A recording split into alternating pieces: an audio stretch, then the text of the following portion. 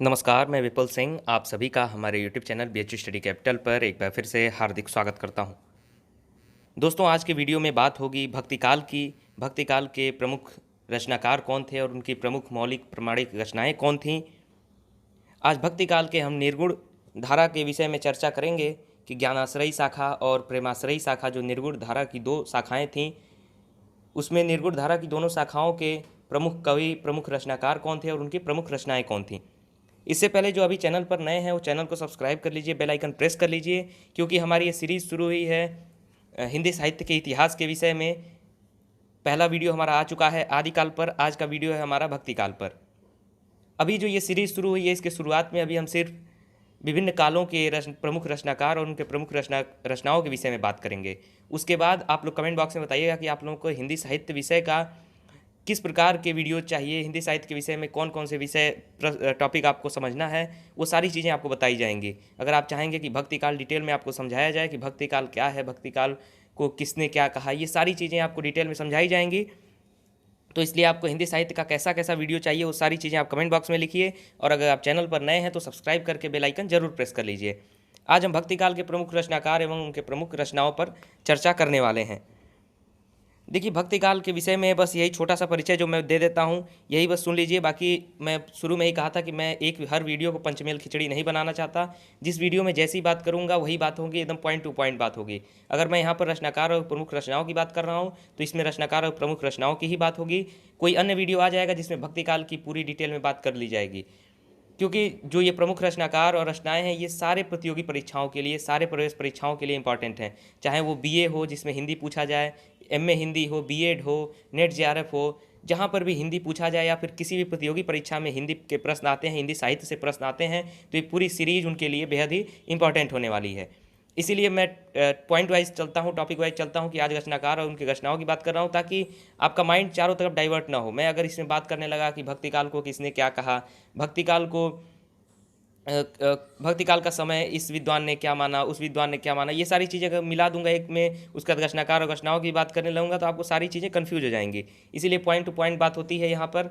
और यहाँ अभी भक्ति काल के रचनाकार और रचनाओं की बात हो जाएगी, उसके बाद अन्य वीडियो अगर आप चाहेंगे कमेंट बॉक्स में सजेस्ट कीजिएगा तो उससे रिलेटेड भी आएगा। लेकिन अभी ये जो सीरीज की शुरुआत हुई है इसमें सबसे पहले सारे काल के रचनाकारों और उनकी प्रमुख रचनाओं की चर्चा की जाएगी।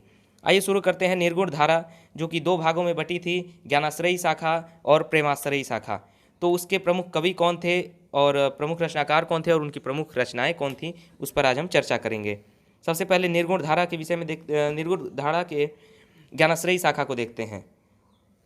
कबीर दास की रचनाएं थीं साखी शबद गमैनी, जो कि एक बीजक संकलन है, उसी में सारी इनकी रचनाएं जो साखी शबद गमैनी जो 3 भाग में है, वो तीनों को एक में ही समाहित करके संकलित किया गया है। गुरु नानक देव की थी जपूजी, आसदी बार, रही गास, सोहिला। संत नामदेव की थी अभंग और पद, जो कि गुरु ग्रंथ साहिब में, इनके कुछ पद गुरु ग्रंथ साहिब में भी लिखे हुए हैं। हरिदास निरंजनी की थी अष्टपदी जोग ग्रंथ, ब्रह्म स्तुति, हंस प्रबोध ग्रंथ, निरपख मूल ग्रंथ, पूजा जोग ग्रंथ, समाधि जोग ग्रंथ, संग्राम जोग ग्रंथ। सींगा की रचनाएं थीं सींगा जी का दृढ़ उपदेश, सींगा जी का आत्मबोध, सींगा जी की वाणी। देखिए, सींगा की रचनाएं आपसे पूछेगा तो आपको स्पष्ट है जो उनकी प्रमुख रचनाएं उस सारे में आगे सींगा जी लगा हुआ है। सींगा जी का दृढ़ उपदेश, सींगा जी का आत्मबोध, सींगा जी की वाणी। तो कुछ प्रश्न तो ऐसे होते हैं जो बेहद ही आसानी तरीके से आप समझ सकते हैं कि ये किसकी रचना है। लेकिन इसमें मैं आपको ये भी बताया था पहले वीडियो में, आज भी बता रहा हूँ कि बहुत से रचनाकारों में, बहुत से विद्वानों में बहुत से रचनाकारों को लेकर के मतभेद है। बहुत से आपके भक्ति काल के भी रचनाकार हैं जिन्हें मैं लास्ट में जब बताऊंगा तो आप लोग देखेंगे उन रचनाकारों को कुछ विद्वान रीति काल के कहते हैं और कुछ विद्वान उन्हें भक्ति काल के कहते हैं। तो ऐसे बहुत से मतभेद हैं, लेकिन जो मौलिक जो प्रमाणिक माना गया है, जो प्रतियोगी परीक्षाओं में आपका सही उत्तर माना जाता है, उसी के हिसाब से ये पूरा सेट तैयार किया गया है, जिसमें मुझे नहीं लगता है किसी वीडियो में इतना डिटेल में आपको कि सारे प्रमुख कवि आपको मिल जाएं। कहीं पर आपको 10 मिलेंगे, कहीं पर कितने मिलेंगे, लेकिन इसमें पूरा आपको डिटेल देने का प्रयास किया जा रहा है। ये पूरी सीरीज आपके लिए बहुत ही इंपॉर्टेंट होने वाली है, इसलिए चैनल के साथ बने जरूर रहिएगा। दादू दयाल की रचना है हरड़े बानी अंग बधु काया बोली। मलुक दास की है रत्न खान ज्ञान बोध ज्ञान परोक्षी, राम अवतार लीला ब्रज लीला सुख सागर। बाबा लाल की रचना है असरारे मार्फत नदी रुन्निकात। सुंदर दास की रचना है ज्ञान समुद्र सुंदर विलास। रज्जब की रचना है सबंगी गुरु अर्जुन सिंह की रचना है सुखमनी 52 अखरी 12 मासा। निपट निरंजन की रचना क्या है? शांत सरसी निरंजन संग्रह। अक्षर अनन्य की रचना है राजयोग, विज्ञान योग, ध्यान योग, सिद्धांत बोध, अनन्य प्रकाश। गुरु गोविंद सिंह की रचना है चंडी चरित्र और विचित्र नाटक। तो ये तो हो गया निर्गुण धारा के ज्ञानाश्रयी शाखा के जो भी प्रमुख रचनाकार थे उनकी प्रमुख रचनाएं थीं। अब आइए देख लेते हैं इसी क्रम में निर्गुण धारा के प्रेमाश्रयी शाखा के प्रमुख रचनाकार और उनकी प्रमुख रचनाएं। असाइद की रचना है हंसावली। मुल्ला दाऊद की रचना है चंदायन। दामोदर कवि की रचना है लखम सेन पद्मावती कथा। ईश्वर दास की रचना है सत्यवती कथा। कुतुबन की रचना है मृगावती। गणपति की रचना है माधवानल कामकंदलता। जायसी की रचना है मलिक मोहम्मद जायसी की अखरावट, आखिरी कलाम, पद्मावत, चित्ररेखा, कहरानामा। लेकिन ये जो आचार्य रामचंद्र शुक्ल है इनकी तीनों रचनाओं को प्रमाणिक मानते हैं, अखरावट, आखिरी कलाम और पद्मावत को। बाकी अलग अलग विद्वान अलग अलग रचनाओं के विषय में बात करते हैं, लेकिन इनकी जो प्रमुख रचनाएं हैं बस यही हैं। मंझन की रचना है मधुमालती। कुशल लाभ की रचना है माधवानल कामकंदलता चौपाई। जटमल की रचना है प्रेम विलास प्रेमलता की कथा। नंददास की रचना है रूप मंजरी। देखिए मैं ये जो आपको बता रहा हूँ इसमें मैंने आपको शुरू में ही बताया भी था, पिछले वीडियो में भी बताया था कि बहुत से रचनाओं को लेकर के भी मतभेद है कि ये रचनाएं किसी और कवि की हैं, कोई कहता है ये रचनाएं किसी और कवि की हैं। लेकिन जो मौलिक चीज़ें हैं उसे ही पढ़ने का प्रयास कीजिए, क्योंकि अलग अलग विद्वान अलग अलग बातें करते हैं।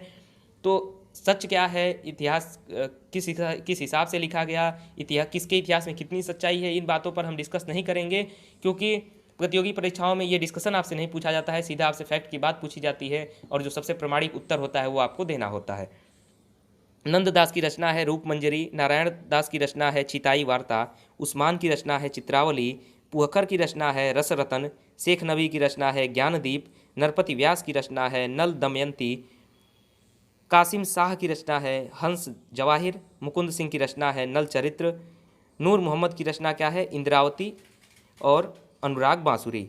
जान कवि की रचना क्या है? कथा रत्नावली, कथा कनकावती, कथा मोहिनी, कथा कमलावती, कथा नल दमयंती, कथा कलावंती, कथा रूप मंजरी, कथा कलंदर, ग्रंथ लैले मजनू। ये जो मैंने प्रमुख कवि आपको बताए, ये अभी मैंने बताया आपको निर्गुण धारा के प्रेमाश्रयी शाखा के प्रमुख कवि और उसके बाद निर्गुण धारा के ज्ञानाश्रयी शाखा के प्रमुख कवि, जो कि भक्ति काल के सभी ये कवि हैं। अगला वीडियो जो हमारा आएगा जस्ट इस सीरीज में अगले दिन आपको मिलेगा और आप जाकर के प्लेलिस्ट में देख सकते हैं उसका वीडियो। वो होगा भक्ति काल के सगुण धारा के जो धारा है उसके प्रमुख कवि, वो भी 2 भागों में बटा हुआ है, उस पर हम चर्चा करेंगे कल। उसके बाद ये सीरीज जब खत्म हो जाएगी जिसमें प्रमुख रचनाकार और रचनाएं देख लेंगे हम लोग, उसके बाद हिंदी साहित्य के किसी अन्य पहलू पर चलेंगे। उसके बाद जो गद्य का विकास कैसे हुआ, इन सारी चीज़ों पर चर्चा करेंगे, सारी चीज़ें देखेंगे। हिंदी साहित्य का पूरा डिटेल यहाँ पर आपको मिलेगा और ऐसे तरीके से बताया जाएगा आपको, ऐसी चीज़ें ऐसे टॉपिक पढ़ाए जाएंगे जहाँ जो आपके सभी प्रतियोगी परीक्षाओं में इंपॉर्टेंट हो। चाहे कोई बीए का एंट्रेंस एग्जाम देने जा रहा हो, एमए हिंदी का देने जा रहे हो आप, बीएड हिंदी का, या फिर यूजीसी नेट देने जा रहे हो आप, या फिर किसी भी प्रतियोगी परीक्षा में जहाँ पर भी हिंदी साहित्य पूछा जाए, हिंदी साहित्य के विषय में प्रश्न आएंगे, इस वीडियो का, इस पूरे सीरीज का आपके लिए बहुत ही लाभ मिलने वाला है। इसलिए चैनल को सब्सक्राइब करके बेल आइकन जरूर प्रेस कर लीजिए और हमारे साथ लगातार बने रहिए।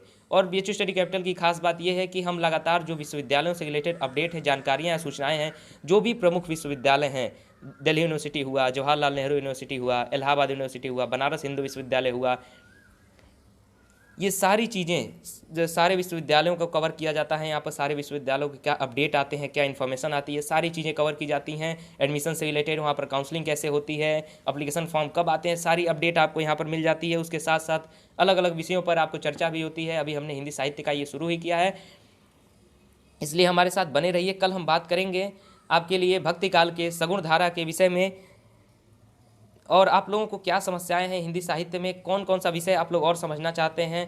अगर आप चाहते हैं कि कुछ डिटेल में किसी विषय को, किस टॉपिक को आप समझना चाहते हैं, तो वो सारी चीज़ें आप कमेंट बॉक्स में लिख सकते हैं। हम आपका उत्तर भी देंगे, रिप्लाई भी देंगे, और अगर हो सकेगा तो उसके लिए आपके लिए वीडियो भी लाया जाएगा। अगर आपका टॉपिक हुआ ऐसा कि जो सभी के लिए इंपॉर्टेंट हो, जो सभी के लिए ज़रूरी दिखेगा, हमें उस पर वीडियो भी लाया जाएगा। और ये पूरी सीरीज आप सभी के लिए बेहद इंपॉर्टेंट होने वाली है, इसलिए चैनल को सब्सक्राइब करके बेल आइकन जरूर प्रेस कर लीजिए।